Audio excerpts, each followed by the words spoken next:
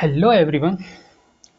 तो जो हमारी भूगोल की एनसीईआरटी सीरीज चल रही है, जो पृथ्वी और हमारा आवास, जो कक्षा 6 की एनसीईआरटी बुक है, जिसका आज हम देखने वाले हैं चैप्टर नंबर 5। चैप्टर नंबर 5 में क्या है? पृथ्वी के प्रमुख परिमंडल। तो इसके अंतर्गत हम आज देखने वाले हैं तो जो कि हमारा पृथ्वी हमारा आवास। इसके अंतर्गत हम देखते हैं कि हमने कौन कौन से चैप्टर कंप्लीट कर लिए हैं। इसमें हम देखेंगे कि चैप्टर नंबर फर्स्ट हमारा कंप्लीट हो गया है और चैप्टर नंबर सेकंड भी कंप्लीट हो गया, चैप्टर नंबर थर्ड भी हो गया। क्या थर्ड में पृथ्वी की गतियां हैं। चैप्टर नंबर 4 क्या है? मानचित्र को भी देख लिए। आज बात करने वाले हैं हम पृथ्वी के प्रमुख परिमंडल, मतलब कि पृथ्वी पर कौन कौन से प्रमुख परिमंडल हैं, इसके बारे में हम आज देखने वाले हैं। जैसे कि आप डायग्राम में देख सकते हैं कि ये हमारा चैप्टर नंबर 5 है, जो कि पृथ्वी के प्रमुख परिमंडल, कि पृथ्वी पर कौन कौन से परिमंडल है। जैसे कि इस डायग्राम में देख सकते हैं कि ये क्या है, ये हमारा क्या है, बर्फीला क्षेत्र है और ये वनों वाला क्षेत्र है। जैसा कि आप पहले अध्याय में पढ़ चुके हैं कि पृथ्वी एकमात्र ऐसा ग्रह है, मतलब किसका कहने का मतलब यह हुआ इस लाइन का, पृथ्वी ही एकमात्र ऐसा ग्रह है जिस पर कि जीना संभव हो पाया, क्योंकि इसमें सभी तरह के, जैसे कि जल है, भूमि है और इसमें हवा है, ये सभी ये तत्व क्या है इसमें मौजूद है। किसमें? पृथ्वी पे। पृथ्वी ही एक ऐसा ग्रह है जिसमें ये सभी प्रकार के तत्व मौजूद हैं। जैसे कि आप देख सकते हैं पृथ्वी ऐसे जिसमें कि पर्यावरणीय है, पर्यावरणीय तौर पर इसमें 3 प्रमुख घटक है जो कि आपस में मिलते हैं। तो इसमें पर्यावरणीय तौर पर आप देखेंगे इसके कितने घटक है? 3 घटक है। कुल मिला के कितने घटक है? 3 घटक हैं जो आपस में मिलते हैं। जो पृथ्वी का, जैसे कि पृथ्वी एक क्या है? एक ठोस संरचना। पृथ्वी क्या है? एक ठोस भाग है जिस पर हम रहते हैं। जैसे कि ये पृथ्वी है, इसकी संरचना कैसी है? ठोस है, जिस पर जीवन संभव है। क्या है? जीवन संभव है। इसे हम क्या कहते हैं? भूमंडल कहा जाता है। जैसे कि आप फिर इसमें देख सकते हैं कि गैसें हैं, पृथ्वी के चारों ओर क्या करती हैं? ये गैस को पृथ्वी के चारों ओर घेरा करती है। मतलब कि ये पृथ्वी है, इसके चारों ओर क्या है? गैसों का एक घेरा है जो कि पृथ्वी को क्या करती हैं? वह घेरती है। जिसे क्या कहा जाता है? इसे वायुमंडल कहा जाता है। जैसे कि इसमें आप देख सकते हैं पृथ्वी पर क्या क्या मौजूद है। आपको मिलेगी O2 मिलेगी, N2 मिलेगी, O2, N2, CO2, इस तरह की गैसें पाई जाती है। किसमें? पृथ्वी पर। और पृथ्वी पर पाई इस तरह की गैसें पाई जाती हैं। और दूसरी इनके अलावा क्या है? इनके अलावा भी और गैसें पाई जाती हैं। तो इसमें बड़े भूभाग पर क्या कह इसके बड़े भूभाग को क्या कहा जाता है? जलमंडल या जलमंडल कहा जाता है। जलमंडल क्यों कहा जाता है? जलमंडल इसलिए कहा जाता है क्योंकि पृथ्वी का संपूर्ण भाग है जिस पर कि 70% 71% क्या है? इसमें जल भरा है और 29% क्या है? स्थल है जिस पर कि हमारा जीवन संभव है। किसमें? 29% में। तो फिर इसमें आप देख सकते हैं कि किस तरह से ये जलमंडल की सभी अवस्थाएं हैं। जैसे कि जीवमंडल पर एक सीमित क्षेत्र है जिस पर कि रहना संभव है। स्थल में जैसे कि जल मिलेगा, हवा है और फिर इसके साथ ही सभी प्रकार के गैसें मिलती हैं जिस पर कि जीवन संभव होता है। जैसे कि शब्द की उत्पत्ति में आप देखते हैं ग्रीक भाषा में लिथस का अर्थ क्या होता है? पत्थर। एटमास का अर्थ क्या होता है? एटमास का अर्थ होता है वास में। हुडर का क्या अर्थ क्या होता है? जल। और बायोमास का अर्थ क्या है? बायोस का अर्थ क्या है? जीवन। क्या आप इन शब्दों को अधिक जान सकते हैं? तो आइए दोस्तों हम फिर देखते हैं कि क्या भूमंडल क्या है। क्या है? भूमंडल क्या है? तो पृथ्वी का ठोस भाग, पृथ्वी है, मान लो कि हमारी ये पृथ्वी है, पृथ्वी का जो ऊपरी भाग है ये क्या है? ठोस भाग। इस ठोस भाग को क्या कहा जाता है? भूमंडल कहा जाता है। क्या कहा जाता है? भूमंडल। पृथ्वी का बाहरी जो भाग है वह ठोस है, जिसे क्या कहा जाता है? भूमंडल कहा जाता है। जैसे कि इसमें आपको देखने मिलेगा क्या, भूपर्पटी, चट्टानें तथा मिट्टी की, इसमें जो भूपर्पटी हैं, चट्टानें हैं और मिट्टी की क्या पतली पतली क्या है, इसमें परतें, पतली परत बनी होती है, जिसमें कि जीवों के पोषक तत्व भी पाए जाते हैं। जिसमें छोटे छोटे जीव हैं उनके पोषक तत्व भी इसमें इस प्रकार से इसमें पाए जाते हैं। किसमें? पृथ्वी के बाहरी आवरण में। तो फिर इसमें आप देख सकते हैं पृथ्वी की सतह को दो भागों में बांटा गया। जैसे कि ये पृथ्वी है, गोल है, इसको दो भागों में बांटा गया। कितने भागों में? दो बांटों में बांटा गया। जैसे कि बांटा गया, इसमें बड़े स्थल को भूभाग महाद्वीप के नाम से जाना जाता है और दूसरा है जलीय स्थल। जो दो भागों में बांटा गया, फर्स्ट बड़ा भाग जो क्या कहा जाता है, इसको स्थलीय भूभाग, जिसमें कि महाद्वीप आते हैं। और दूसरा भाग क्या है? दूसरा भाग क्या है? इसमें जलाशय। क्या? जलाशय। आप कह सकते हैं इसको महासागरीय बेसिन। क्या कहा जाता है इनको? महासागरीय बेसिन। तो फिर इसमें आप देख सकते हैं कि विश्व के सभी महासागर आपस में एक दूसरे से जुड़े हैं। सही है। विश्व में कुल कितने महाद्वीप है? जो कि जितने महाद्वीप है वो सभी क्या है? आपस में जुड़े होते हैं तथा एक दूसरे से जुड़े हैं, जिसमें कि इसके अंतर्गत आप सभी स्थलों के भूभाग में आपस में जुड़े रहते हैं। इन सभी स्थान की ऊंचाई समुद्र की ऊंचाई द्वारा मापी जाती है, जिसे शून्य कहा जाता है। मतलब कि शून्य माना जाता है। जो समुद्र तल से मापा जाता है जिसे क्या कहा जाता है? उसे शून्य कहा जाता है।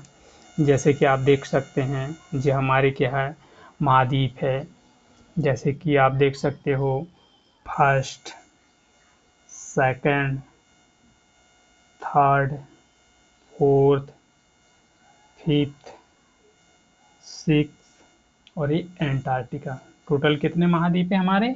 7। एक और नया जीलैंडिया बन रहा, जिसके अभी तो वैज्ञानिकों ने अभी शोध उसमें जारी किया है। मतलब कि अभी शोध उसमें जारी है, मतलब कि अभी शोध कार्य चल रहा है। जेल इंडिया कहाँ पर मिलेगा? जेल इंडिया आपको मिलेगा न्यूजीलैंड के ऊपरी भाग में, यहाँ पर जो पैसिफिक ओशियन के अंतर्गत आता है। तो आप देख सकते हैं कि 7 महाद्वीप है। 7 महाद्वीपों में सबसे बड़ा महाद्वीप कौन सा है, सबसे छोटा कौन सा है, इसके अंतर्गत अलग अलग रूपों में इनको बांटा गया है। तो हम बात कर लें इसमें, तो इसमें आप देख सकते हो कि सबसे बड़ा सबसे छोटा कौन कौन सा महाद्वीप है। तो इसमें देख सकते हो एशिया महाद्वीप है। कौन सा महाद्वीप है? एशिया महाद्वीप है। फिर इसके बाद आप देख सकते हैं अफ्रीका महाद्वीप है। फिर इसके बाद देख सकते हैं आप दक्षिण अमेरिका महाद्वीप है। फिर उत्तरी अमेरिका महाद्वीप है। फिर इसमें आता है कौन? यूरोप महाद्वीप है। फिर सबसे लास्ट में आता कौन सा? ऑस्ट्रेलिया महाद्वीप है। तो इस तरह से आप देख सकते हैं इनको। फिर इसमें आप देखेंगे कि विश्व का सबसे ऊंचा कौन सा पर्वत है, मतलब कि कौन सी चोटी। आप देख सकते हैं विश्व में सबसे ऊंची चोटी कौन सी है? माउंट एवरेस्ट, जिसकी ऊंचाई कितनी है? 8.8848 8,848 मीटर। जो इसमें अभी एनसीईआरटी के अनुसार आप देख सकते हैं इसकी कुल ऊंचाई कितनी है? 8,848 मीटर। तो यह विश्व का सबसे गहरा भाग है जी। और हाँ, आप देख सकते हैं ये क्या हुआ? माउंट एवरेस्ट की ऊंचाई हुई। आप फिर देखेंगे कि विश्व का सबसे गहरा महासागर कौन सा है? तो आपको देखने को मिलेगा क्या? प्रशांत महासागर। कौन सा महासागर? प्रशांत महासागर सबसे गहरा महासागर है। और फिर आप देखेंगे कि जिसका कौन सी ट्रेंच इसमें प्रशांत महासागर में आपको मिलेगी? कौन सी? Mariana trench. कौन सी ट्रेंच? मेरियाना ट्रेंच, जो कि प्रशांत महासागर की। हाँ, तो फिर आप इसमें देख सकते हैं सबसे गहरी गर्त कौन सी है? इसमें आपको मिलेगी कौन सी? Mariana trench. मेरियाना ट्रेंच कहाँ पर है? मेरियाना ट्रेंच आपको मिलेगी प्रशांत महासागर में, जिसकी कुल गहराई कितनी है? गहराई आपको मिलेगी 11,022 मीटर। कुल कितनी? 11,022। कुल कितनी है इसकी ऊंचाई? इसकी गहराई आपको मिलेगी 11,000 22 मीटर, जो कभी कभी कल्पना से समुद्र की गहराई इसकी इतनी गहरी तो है। क्या? पैसिफिक पैसिफिक माने प्रशांत महासागर में जो मैरियाना ट्रेंच है वह है 11,022 मीटर गहरा। तो फिर आप इसमें देख सकते हैं महाद्वीप। क्या? महाद्वीप। महाद्वीप क्या? पृथ्वी का 7वां प्रमुख महाद्वीप है। कौन सा? पृथ्वी पर कुल कितने हैं? 7 महाद्वीप है। जैसे कि हमने अभी मैप में देखा कि कुल मिलाकर पृथ्वी पर 7 महाद्वीप है, जिसके अंतर्गत आप देखेंगे कि फर्स्ट में आप देखेंगे एशिया है, सेकंड में यूरोप है, फिर अफ्रीका है, फिर उत्तर अमेरिका है, दक्षिण अमेरिका है, ऑस्ट्रेलिया है, अंटार्कटिका, जैसे कि आपने उस चित्र में देखा था। पृथ्वी पर देखिएगा और ध्यान दीजिएगा, बहुत बड़ा भाग क्या है? उत्तरी गोलार्ध में पाया जाता है। कौन सा? आप देख सकते हैं, मानचित्र को देखिए, ध्यान से देखिए। स्थल पर बहुत बड़ा भाग, मतलब जो स्थलीय भाग है वह पृथ्वी में उत्तरी गोलार्ध में सबसे अधिक पाया जाता है। उत्तरी गोलार्ध में पाया जाता है। फिर आप देखेंगे कि एशिया महाद्वीप जो है विश्व का सबसे बड़ा महाद्वीप है। कौन सा? जैसे कि हमने अभी देखा था उस डायग्राम में कि एशिया जो है वह विश्व का सबसे बड़ा महाद्वीप है। यह पृथ्वी का कुल क्षेत्रफल कितना है? 1/3। कितना? 1/3 भाग अपने अंदर समेटे बैठा। कौन? एशिया महाद्वीप। जिसमें आप देख सकते हैं कि पूर्वी गोलार्ध है, जो पूर्वी गोलार्ध पर, यानी कि एशिया महाद्वीप जो है पूर्वी गोलार्ध पर स्थित है, जिसकी कर्क रेखा इस महाद्वीप से होकर जाती है, और कर्क रेखा जो है वह एशिया महाद्वीप से जाती है। कौन सी रेखा? कर्क रेखा जो है वह एशिया महाद्वीप से जाती है। तो फिर इसमें क्या है? एशिया महाद्वीप, पश्चिम में यूराल पर्वत है। एशिया महाद्वीप जैसे कि आप देख सकते हैं, यूराल पर्वत आपको कहाँ मिलेगा? क्या बोलते हैं, रशिया में, रूस में। जो एशिया महाद्वीप एशिया महाद्वीप के अंतर्गत आता है, जो कि यूराल पर्वत जो है यूरोप को एशिया यूरोप से अलग करता है। किसको? कौन? यूराल पर्वत। पश्चिम में यूराल पर्वत है, जो कि एशिया, पश्चिम में यूराल पर्वत है। तो फिर आप इसमें देख सकते हैं कि फिर एशिया का संयुक्त भूभाग क्या है? यूरेशिया। मतलब कि इसका कहने का मतलब है एशिया प्लस यूरोप ये मिलके क्या बन गया? यूरेशिया। मतलब कि इसमें कहना क्या हुआ? इसमें एशिया भी आ गया और यूरोप महाद्वीप भी आ गया। दोनों मिला के क्या बन गया? यूरेशिया। इसे क्या कहा जाता है? यूरेशिया कहा जाता है। तो फिर आप इसमें देख सकते हैं न्यूजीलैंड के एंडमान हिलेरी तथा भारत के, न्यूजीलैंड के कौन? एंडमान हिलेरी, और भारत के तेंजिंग टोंगे शेरपा 29 मई 1953 को यह क्या हुआ? पृथ्वी का सबसे ऊंचा शिखर, जो कि माउंट एवरेस्ट पर चढ़ने वाले व्यक्ति थे। कौन? तेंजिंग टोंगे शेरपा। और फिर आप जापान के जुंगो तपोई विश्व की पहली महिला थी, जिन्होंने 16 मई 1975 को माउंट एवरेस्ट पर कदम रखा। और फिर इसके बाद मिलेंगे भारत की बचेंद्री पाल, जो भारत की पहली महिला थी। कौन? बचेंद्री पाल, जो 23 मई 1984 को क्या? माउंट एवरेस्ट पर अपना कदम रखा था। और फिर आप इसके बाद देख सकते हैं कि यूरोप। कौन सा आता हमारा? यूरोप में आप देखेंगे एशिया से बहुत छोटा महाद्वीप। यह महाद्वीप पश्चिम में स्थित है। मतलब कि एशिया महाद्वीप इस साइड हो गया, पूर्व साइड पर, और पश्चिम पर क्या हो गया? यूरोप। पश्चिम पर क्या हो गया? यूरोप महाद्वीप, जिसमें क्या है? अंटार्कटिका वृत्त से होकर गुजरता। कौन सा? यूरोप से क्या जाता है? आर्कटिक वृत्त से होकर जाता है। मतलब कि इससे आर्कटिक, तो फिर आर्कटिक वृत्त इससे होकर गुजरता है। ये 3 तरफ जल से घिरा। कौन घिरा 3 तरफ जल से? आप यूरोप महाद्वीप को देखोगे तो वह क्या है? तीनों तरफ जल से घिरा है। इस साइड से जल मिलेगा, इस साइड से जल मिलेगा, इस साइड से भी। कौन है ये? यूरोप महाद्वीप क्या तीनों तरफ से क्या है? जल से घिरा है। विश्व के मानचित्र में आप इसकी स्थिति का पता लगा सकते हैं। फिर इसके बाद आता है कौन सा? अफ्रीका महाद्वीप। अफ्रीका महाद्वीप में देखिए एशिया के विश्व का दूसरा सबसे बड़ा, फर्स्ट क्या हो गया? एशिया महाद्वीप, सेकंड क्या है? अफ्रीका महाद्वीप। अफ्रीका महाद्वीप जो है यह दूसरा सबसे बड़ा महाद्वीप है। इसमें तीनों रेखाएं जाती हैं। कौन कौन सी जाएगी? विषुवत भी जाएगी 0 अंश वाली, और फिर 23.5 अंश वाली जाएगी मकर रेखा, फिर 23.5 अंश की जाएगी कौन सी रेखा? कर्क रेखा और मकर रेखा, और बीच से कौन सी जाती है? इक्वेटर विषुवत रेखा। ठीक है, तो फिर इसके बाद आप देख सकते हैं कि इसमें देखिएगा पाएंगे कि महाद्वीप जिससे होकर तीनों रेखाएं जाती है, वो कौन सा महाद्वीप है? वह महाद्वीप है कौन सा? अफ्रीका महाद्वीप, जिसमें से तीनों रेखा होकर गुजरती हैं। तो फिर इसमें आप देख सकते हैं कि अफ्रीका महाद्वीप भी है। विश्व का क्या है? सहारा, वो रेगिस्तान का कौन सा मरुस्थल? सहारा मरुस्थल किस में है?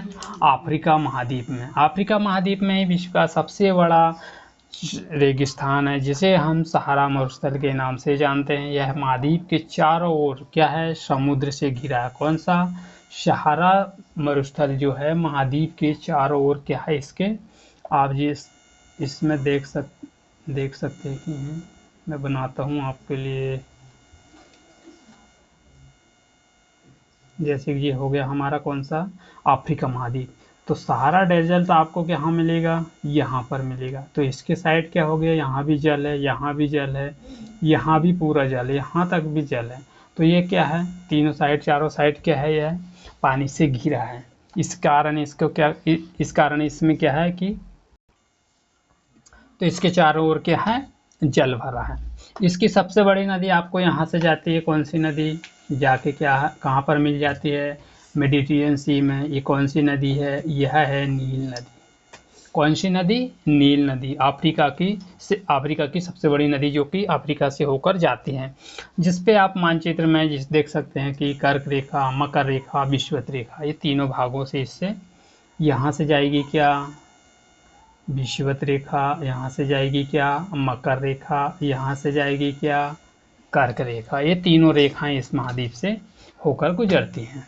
तो इस प्रकार आप इसमें देख सकते हैं। तो फिर आप देखते हैं हम कौन सा? तो अब हम देखते हैं तीसरा सबसे बड़ा महाद्वीप। तीसरा सबसे बड़ा महाद्वीप कौन सा है? यह है तीसरा सबसे बड़ा महाद्वीप है हमारा कौन सा? उत्तर अमेरिका। कौन सा? उत्तर अमेरिका। यह क्या है? दक्षिण से सक्रिय स्थल से जुड़ा है, मतलब कि दक्षिणी भाग जो है वह सक्रिय स्थल से इस प्रकार से जुड़ा है। और फिर इसमें कौन सी नहर मिलेगी आपको? यहाँ पर मिलेगी पनावा कैनाल। कौन सी कैनाल? पनावा कैनाल। कौन सी कैनाल मिलेगी आपको इसमें? पनावा कैनाल।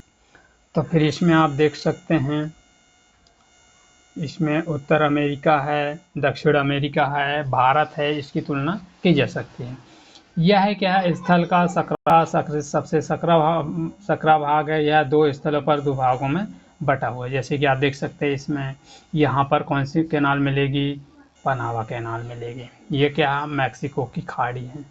तो फिर इसमें कहा क्या? पनावा कैनाल कहा जाता है, जो कि महाद्वीप की पूरी तरफ क्या है? पश्चिमी गोलार्ध में स्थित है। महाद्वीप के तीनों महासागर से यह महाद्वीप जो है वह तीनों ओर क्या? महासागर से घिरा हुआ है, जिसके कारण इसे हम महासागरों के नाम से भी जान सकते हैं। किसको? उत्तर अमेरिका को। तो फिर आता है कौन सा? फिर देखते हैं हम दक्षिण अमेरिका। कौन सा? दक्षिण अमेरिका। दक्षिण अमेरिका गोलार्ध के अधिकांश भागों में क्या है? गोलार्ध में स्थित है। कौन सा? दक्षिण अमेरिका का अधिकांश भाग जो है वह है दक्षिणी गोलार्ध पर स्थित है, जिसमें कि पश्चिम में कौन से 2 महासागर है स्थित है, जो विश्व की सबसे लंबी श्रृंखला, मतलब कि यहाँ से लेके यहाँ तक कौन सी है?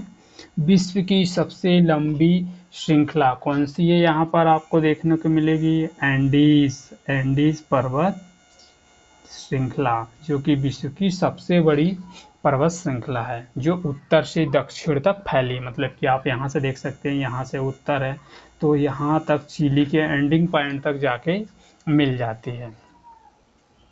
तो इस तरह से आप देख सकते हैं।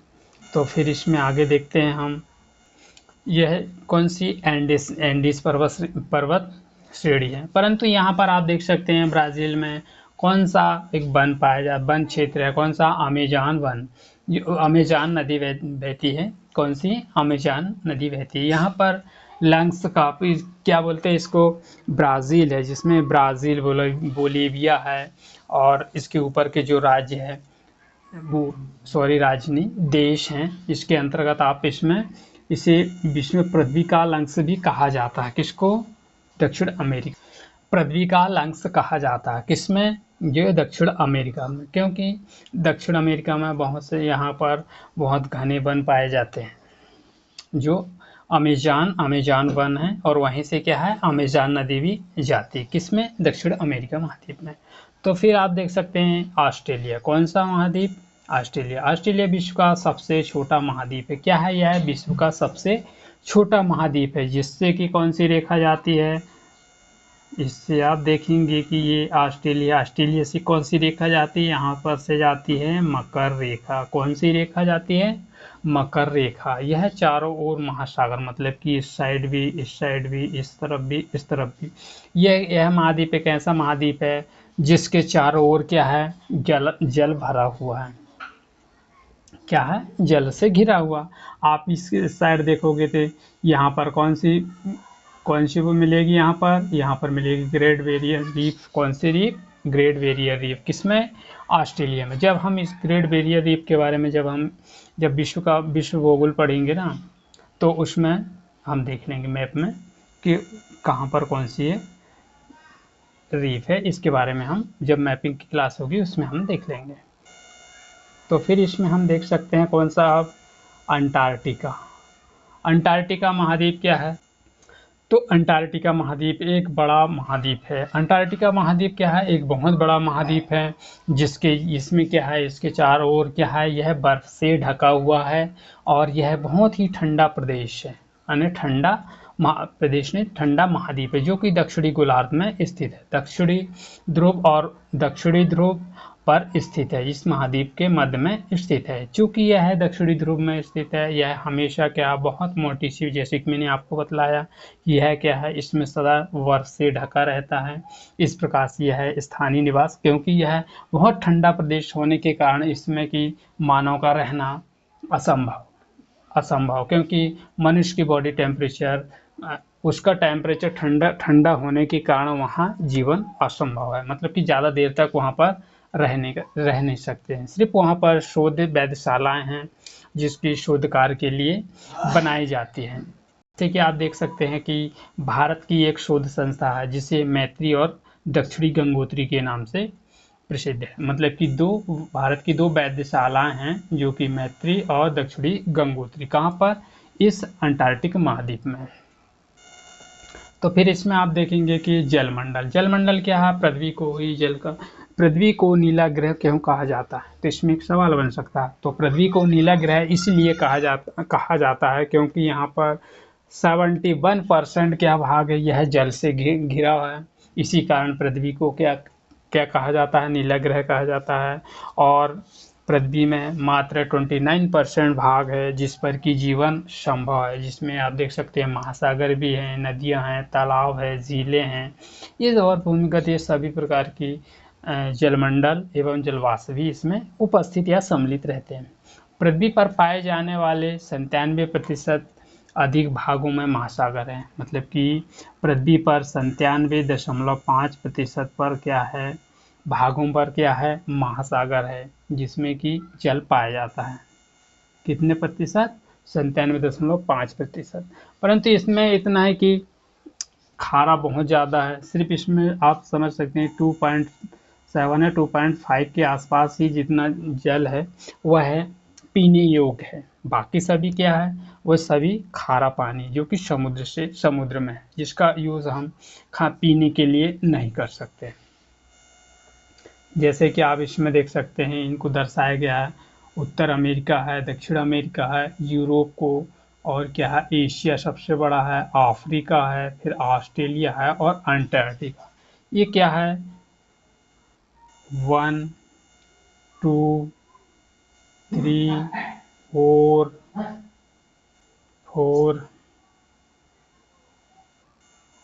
5 6 7 इस तरह से इनको दर्शाया गया। तो फिर इसमें आप देख सकते हैं कि मानव के उपयोग नहीं हो सकता। शेष भाग क्या है, वह जल से भरा है। जल का बहुत बड़ा भाग है बर्फ और एवं परतों और हिमानियों। हिमानियों मतलब क्या होता है, बर्फ से जो ग्लेशियर है, बर्फ है जो पिघल पिघल करके आता है, उससे जो पानी आता है वह भूमिगत जल के रूप में यूज़ होता है, इसका उपयोग किया जाता है। जिसमें जल का बहुत कम भाग है जो अलवण है, मतलब कि जिसमें बहुत कम भाग है जिसमें कि लवण की मात्रा नहीं है, किसमें, जल में। तो जिसे हम इस्तेमाल में आते हैं, जिसमें लवण की मात्रा कम होती है, उस जल को क्या करते हैं, हम इस्तेमाल कर लेते हैं। इसी कारण इसे नीला ग्रह रहने के बावजूद भी फिर भी हमें पानी की महसूस कमी होती है। इस कारण आप इनको देख सकते हैं, क्योंकि पृथ्वी पर इतना अधिक जल की मात्रा होने के कारण भी फिर भी पानी की कमी महसूस होती है, क्योंकि अधिकांश पानी जो है वह क्या है, खारा है, जिसमें पीने योग्य नहीं है। फिर आप इसमें देखेंगे हम कौन सा, महासागर। महासागर क्या, महासागर जलमंडल के मुख्य भाग है, जिसमें हम देख सकते हैं महासागर। महासागर का बहुत बड़ा भाग क्या है, जलमंडल से घिरा है, जो कि आपस में एक दूसरे से जुड़े हैं।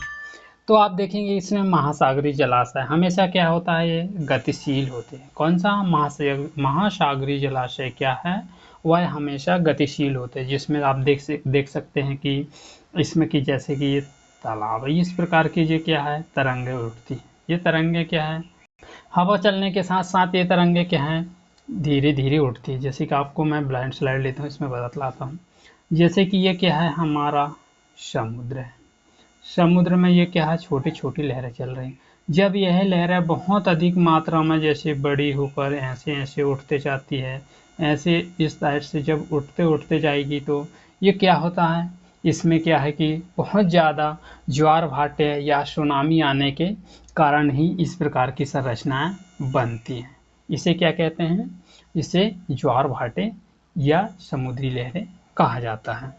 जिसके कारण कि आप इसमें देख सकते हैं फिर इनको क्या हम महासागरीय धाराएं भी कहते हैं, जो कि एक दूसरे से यानी कि आगे पीछे इस साइड से गति करते हुए चलती रहती हैं। तो फिर इसमें आप देख सकते हैं, सबसे पहले आप प्रशांत महासागर है, अंटार्कटिक महासागर है, प्रशांत महासागर और अटलांटिक महासागर। फिर आप इसमें देखेंगे हिंद महासागर है, दक्षिणी महासागर है, और फिर क्या है, अंटार्कटिका महासागर है। और फिर इसमें हम आगे देखेंगे, अब प्रशांत महासागर सबसे बड़ा महासागर है। कौन सा, पैसिफिक महासागर क्या है, यह सबसे बड़ा महासागर है। यह 1/3 भाग में फैला है, मतलब कि 1/3 भागों में क्या है, प्रशांत महासागर फैला हुआ है।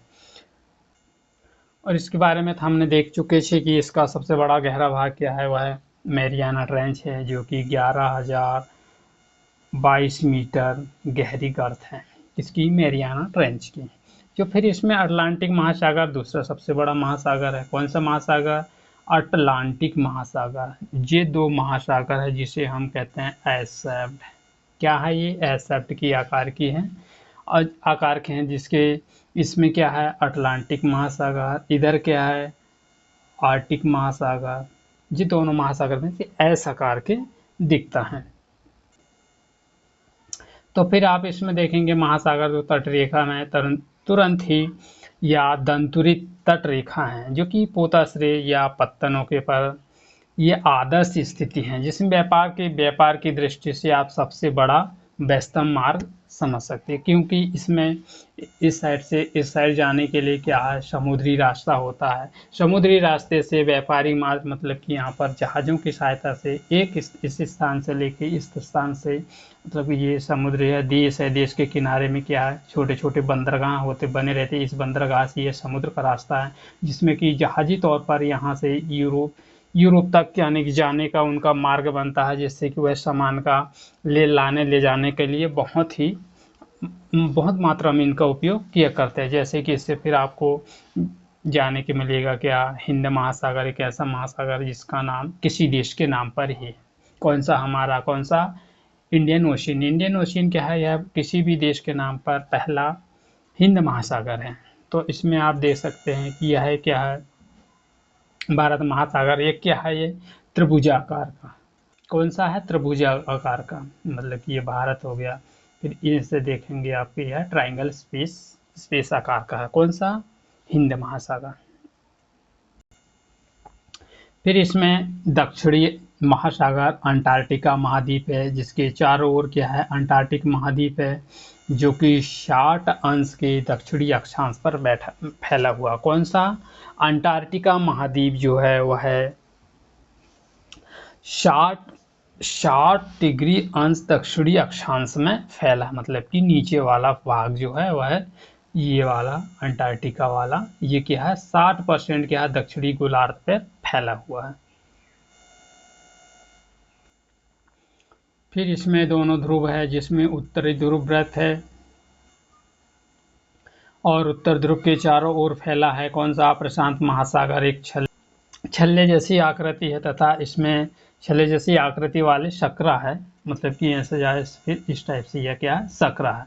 शकरा होने के कारण यह सकरे भाग से जुड़ा है, जिसे क्या कहा जाता है? यहाँ पर से आप देखेंगे इसमें बेरिंग जल संधि के नाम से जाना जाता है। सकरा होने के कारण इसे किस नाम से जाना जाता है? बेरिंग जल संधि के नाम से जाना जाता है। कौन सा? आर्टिक महासागर को, जो कि आप यूरोप के पास देखेंगे, जो कि एक बेरिंग महासागर, बेरिंग संधि के नाम से जाना जाता है, यानी बेरियन जल संधि के नाम से जानते हैं। फिर इसे हम उत्तर अमेरिका के उत्तरी तटों पर और यूरेशिया से घिरा है, मतलब कि दक्षिण अमेरिका उत्तर अमेरिका जब देखोगे, उत्तर अमेरिका को ऊपर वाला भाग है, ऊपर वाले भाग में आप देखेंगे कि जो है बेरिंग जल संधि उसी में मिलेगी, जबकि यूरोप और यूरेशिया से जो उत्तरी तटों पर मिलती हैं।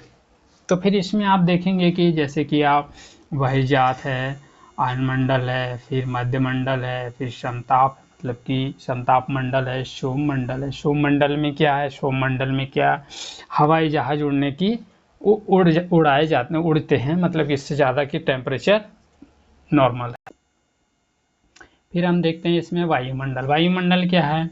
पृथ्वी का जो चारों ओर गैसों की एक परत के रूप में घिरी हुई होती है, जिसे हम क्या कहते हैं? वायुमंडल कहा जाता है। मतलब कि पृथ्वी के चारों ओर गैस की एक पतली परत होती है, जिसे हम परत के रूप में घिरी रहती है, उसे क्या कहा जाता है? उसे वायुमंडल कहा जाता है। वायु की यह एक पतली परत होती है, जो ग्रह के महत्वपूर्ण अटूट भाग से, जिसका बहुत ही महत्वपूर्ण या अटूट भाग होता है, जिसे हम पृथ्वी पर प्रदान करते हैं और यह हम सांस लेते हैं। इसमें वायुमंडल हमें सूर्य की हानिकारक किरणों से बचाता, मतलब कि जो सूर्य से जो परावैंगनी किरणें आती है ना, उनको बचाने का कार्य, जो कि पृथ्वी तक आने से बचाने के कार्य कौन करता है? उनको बचाने का कार्य करता है वायुमंडल, जो कि सीधे पृथ्वी पर उन किरणों को आने से रोकती है। जिसमें आप उसमें देखेंगे कि वहाँ पर कौन सी परत है? ओजोन परत। ओजोन परत जो होती है वह सूर्य की परावैंगनी किरणों को अवशोषित कर लेती है, जिसके कारण कि वह पृथ्वी तक आने से, उन किरणों को आने से रोकती है। कौन? ओजोन परत।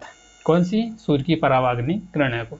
आप देखेंगे कि फिर वायुमंडल में इसमें कितनी 16,000 किलोमीटर है, जिसकी ऊंचाई तक फैला है। वायुमंडल में क्या है? ये 16,000 किलोमीटर की ऊंचाई तक फैला है। वायुमंडल के घटक में आप देखेंगे कि घटकों में सबसे पहले आप देखेंगे कि तापमान तथा अन्य के आधार पर 5 परतों में बांटा गया है। जैसे कि आप देखेंगे कौन कौन सी परतें हैं 5 परतों में। फर्स्ट में आप देखेंगे क्या है? क्षोभमंडल है। सेकंड में क्या है? समताप मंडल है। थर्ड में क्या है? मध्यमंडल है। फोर्थ में क्या है? आयन मंडल है। और फिफ्थ में क्या है? बहिर्जात मंडल है। इस प्रकार इनको 5 भागों में बांटा गया है। तो फिर आप देखेंगे कि इसमें वायुमंडल में मुख्यतः क्या है? ऑक्सीजन है। वायुमंडल में क्या है? मुख्यतः है ऑक्सीजन का बना है, ऑक्सीजन एवं नाइट्रोजन। वायुमंडल में आप देख सकते हैं कि कौन सा है? O2 है और N2 है, नाइट्रोजन है। यह शुष्क हवा में, जिसमें कि आप देखेंगे कि 99% भाग है। कितना भाग है? 99% भाग है, जिसमें कि आप देखेंगे कि N2 को आप 70% देंगे, 78%। ऑक्सीजन को दोगे आप कितना? 21%, जिसमें कि, और कार्बन डाइऑक्साइड को 0.03% है। क्या?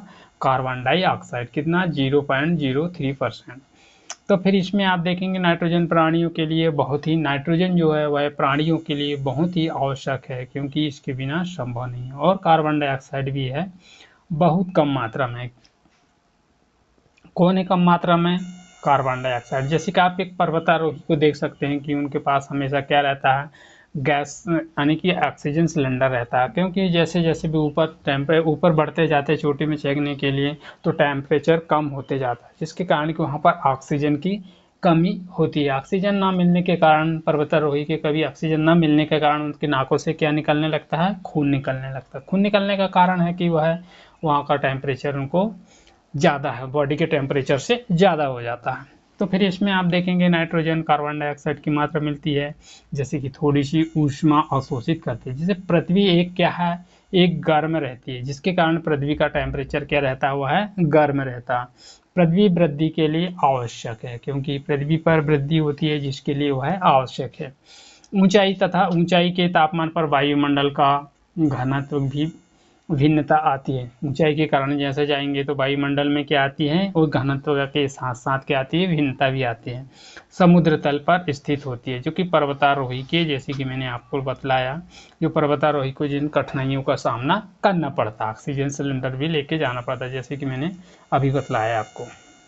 तो फिर इसमें देख सकते हैं कि ऊपर में तापमान घटता जाता है, जो अभी मैंने आपको कहानी के तौर पे समझाया, उसी के आधार पर इसमें बतलाया गया। फिर देखते हैं आप जीवमंडल। जीवमंडल क्या है? जीवमंडल जल स्थल है। जीवमंडल स्थल है क्या है? इसमें आपको मिलेगी जल मिलेगा, और फिर क्या है? हवा। हवा और जल के बीच में यह सीमित भाग है।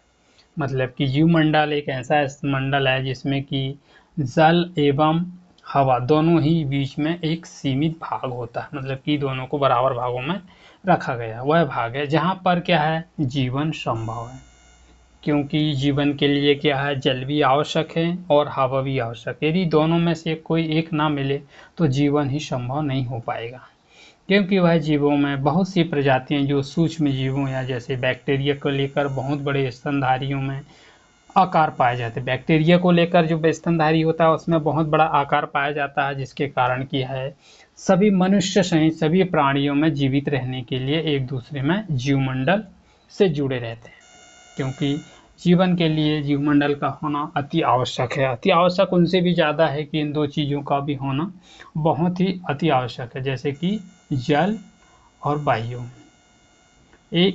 इनके भी दो एक दूसरे से जुड़े हुए हैं। जैसे कि आप जीवमंडल में देख सकते हैं प्राणियों में दो भागों में बांटा, जैसे कि आप जंतु जगत हैं और पादप जगत। कौन से हैं? दो हैं। फर्स्ट क्या है? जंतु जगत। सेकंड क्या है? पादप जगत। इन दो भागों में विभक्त किया। पृथ्वी के 3 परिमंडल में पारस्परिक क्रिया होती है। क्या है? पृथ्वी के 3 परिमंडल में जिनमें आपस में पारस्परिक क्रिया होती है। पृथ्वी के 3 परिमंडल जो एक दूसरे से क्या है? एक दूसरे को किसी न किसी रूप में प्रभावित करते हैं, क्योंकि ये तीनों जो है एक दूसरे से जुड़े होने के कारण या तो वे किसी न किसी रूप में दो तीनों को प्रभावित या ना के रूप में होते हैं। उदाहरण के लिए आप देख सकते हैं कि एक लकड़ी तथा खेती के लिए वनों को काटा, मतलब कि जैसे कि हम देख सकते हैं कि जैसे कृषि करना, कृषि करने के लिए यहाँ पर कुछ क्या लगे हैं? ये वन है, पेड़ पौधे लगे। यदि हमें कृषि करना है तो इस जगह में करना है, तो इसके लिए हम क्या करेंगे? इन पेड़ पौधों को काटेंगे। इन पेड़ पौधों को काटने के कारण यहाँ पर फिर कृषि योग्य जगह बनाएंगे, जमीन बनाएंगे। तो इस तरह से यहाँ क्या कि यहाँ वनों की संख्या कम होती जाएगी, जिसके कारण क्या है? ऑक्सीजन का लेवल कम होते जाएगा, मतलब पर्याप्त मात्रा में नहीं मिलेगी, क्योंकि पेड़ पौधे से हमें क्या है? हवा या दबाव के रूप में कार्य करते हैं, जो वनों को काटा जाएगा। इन वनों को काटने के कारण क्या है? यहाँ के ढलवा या भाग में मिट्टी जो क्या होती है, यहाँ की मिट्टी जाके नीचे चली जाती है, जिसमें वनों का कटाव, वन जो रहते हैं तो वह मिट्टी के कटाव को रोकते हैं। यदि वन को काट लिया जाता है तो वह क्या है? वह मिट्टी के ढलाव को वह नहीं रोक पाता, क्योंकि वहाँ पर वन नहीं है, तो वह वहाँ की मिट्टी जो है एक स्थान से दूसरे स्थान तक धीरे धीरे करके वह चली जाती है, जिस कारण क्या है? वह प्राकृतिक आपदा का सबसे बड़ा महत्वपूर्ण कारण बन जाता है। कौन सा?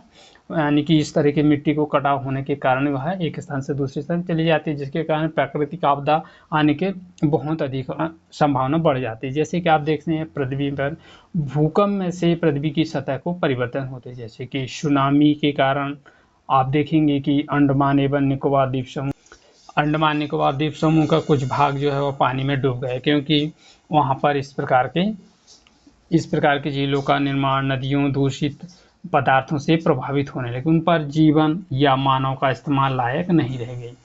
तो इसमें आप जीवों के नुकसान हो गए, मतलब कि वहाँ पर जो जीव जंतु रहते थे उनको धीरे धीरे मात्रा में करके उनको बहुत ही नुकसान पहुँचने लगा। उद्योग में आप देखेंगे तापीय संयंत्र हैं, गाड़ियों हैं, ऊर्जा सहित पदार्थों में प्रदूषित करते हैं, जो कि सबसे ज़्यादा क्या है CO2 की मात्रा अधिक होती है। कार्बन डाइऑक्साइड की मात्रा वृद्धि होने के कारण तापमान में वृद्धि हो रही है, यहाँ की टेम्परेचर बढ़ता है, जिसके टेम्परेचर कार्बन डाइऑक्साइड की मात्रा के कारण क्या होता है टेम्परेचर धीरे धीरे करके टेम्परेचर बोले तो तापमान में वृद्धि हो रही है। तो इस तरह से हमने आज इस चैप्टर को देखा। इससे संबंधित कुछ क्या है, कुछ प्रश्न हैं जिसके हम आंसर देने की कोशिश कीजिएगा।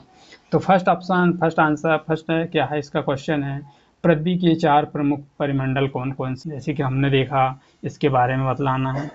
पृथ्वी के प्रमुख महाद्वीप कौन कौन से हमने देखे हैं, 7 महाद्वीप हैं। तो पृथ्वी महाद्वीपों के नाम जो पूरी तरह से दक्षिणी गोलार्ध में स्थित है, इनके बारे में बतलाना है। वायुमंडल के विभिन्न परतों के नाम, वायुमंडल में कौन सी परत हैं, जैसे कि हमने देखा 5 या 6 परतें हैं। और पृथ्वी को नीला ग्रह क्यों कहते हैं, क्योंकि यहाँ पानी की मात्रा अधिक होने के कारण 71% होने के कारण इसे क्या कहा जाता है, नीला ग्रह कहा जाता है। उत्तरी गोलार्ध के स्थानीय गोलार्ध क्यों कहते हैं, आपको बताना है।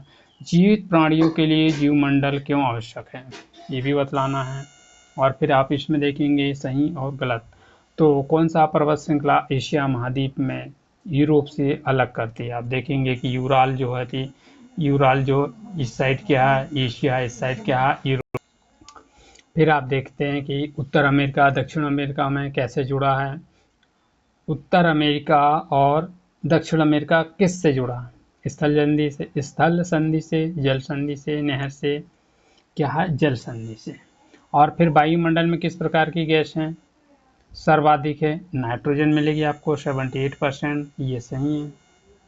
और फिर पृथ्वी का कौन सा भाग ठोस चट्टानों से बना है, ये बतलाना। महाद्वीप का नहीं, सबसे बड़ा महाद्वीप कौन सा, सबसे बड़ा महाद्वीप आपको देखने को मिलेगा अफ्रीका महाद्वीप है, एशिया महाद्वीप है। तो इसमें सही आंसर है क्या, एशिया महाद्वीप। खालिस्तान पृथ्वी का सबसे गहरा भाग खालिस्तान, यहाँ पर आपको देखने को मिलेगा मेरियाना ट्रेंच। खालिस्तान महासागर के नाम में एक देश है, आपको यहाँ मिलेगा हिंद महासागर। फिर खालिस्तान स्थल के जतवें भाग में जीवन के सहायक है, इसको बतलाना आपको। यूरोप एवं एशिया महाद्वीप को एक साथ कहा जाता है, इसे क्या कहा जाता है, यूरेशिया।